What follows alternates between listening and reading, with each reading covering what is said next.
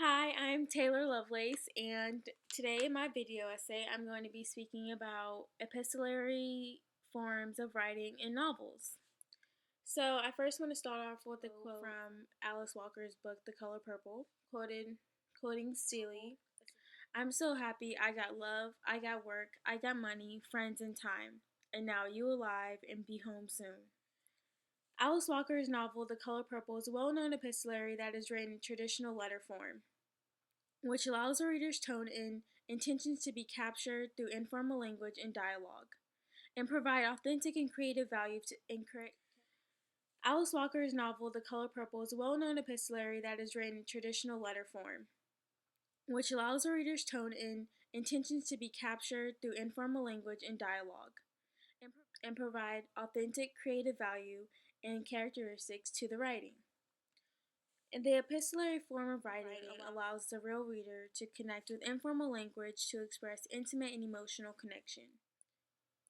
Jane Austen states the real reader, and I quote, "The real addressee, one creates an image of a present addressee, which whom can converse comfortably." For instance, the real reader would be me, you, anyone who reads The Color Purple. So, Um, Jane Austen, girl, no. Alice Walker, the author of The Color Purple, um, is a novel essentially made up of letters written back and forth between two sisters who were separated at very young ages.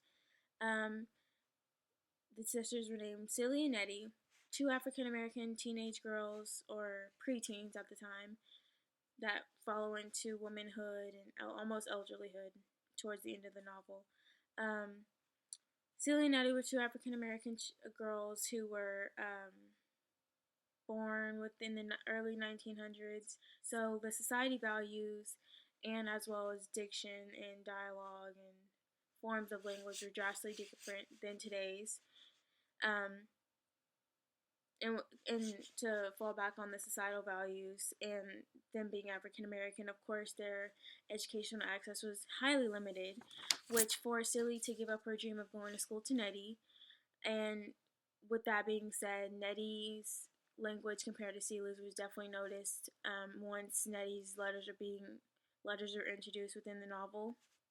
For instance, Celia wrote, "She died screaming and cussing. She screamed at me. She cussed at me." In comparison, Nettie wrote, "Now I only write at Christmas and Easter, hoping my letter gets lost in the Christmas and Easter greetings, or that Albert get in the holiday spirit and have pity on us." Now, although the lives they lived aren't ideal nor supportive, their sisterhood couldn't be broken by all the negatives surrounded by them. In comparison, I had to write my personal letters. Um, and my personal letters were written to my sister, my mother, and my mother wrote letters to my sister and I. My letters are about how I hope and believe that the broken relationships within my household can be repaired within the future. For example, I wrote to my sister and my mother. Well, I wrote to my sister, "I pray that we can hopefully one day reconnect and have a traditional father-daughter relationship with dad." But my sister wrote, "I don't care anymore, Taylor. It's all too far gone. I don't see a point in the benefits of having a traditional relationship with dad would be anymore." The letters do capture me and my mother's desperate and willing efforts to bond my family back together. For instance, my mother wrote, "He's been a part of my life longer than anyone. Him and you girls are my world. Whether you like it or not, we are a family forever." I have a shirt on. This is not no rated R video. This is for English. So the emotional drain and limitless efforts that have affected us when trying to rebuild these tattered relationships within my home are definitely expressed and picked up by the real reader.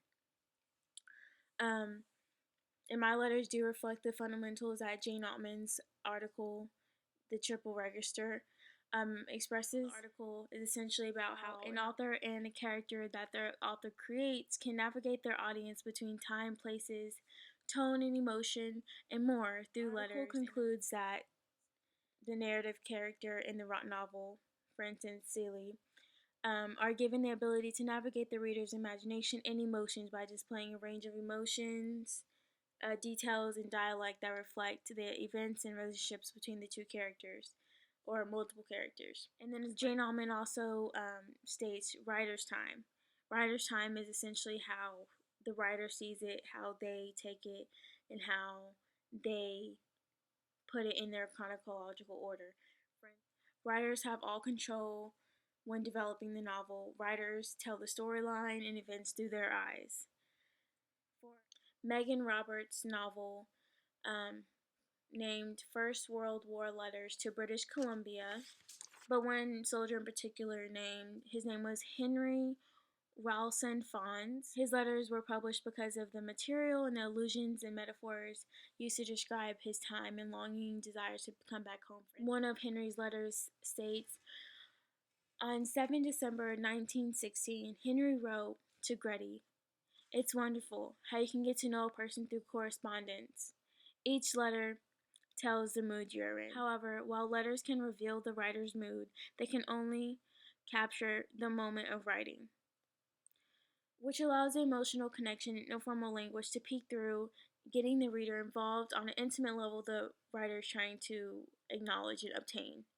Novels written with the epistolary form has ability to capture the tone given off by characters, the dialogue, and informal language.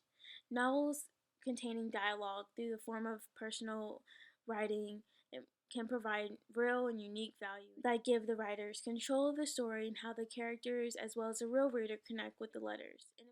An epistolary allows the real and character reader to connect through informal language to express the intimate and emotional connection in the writing.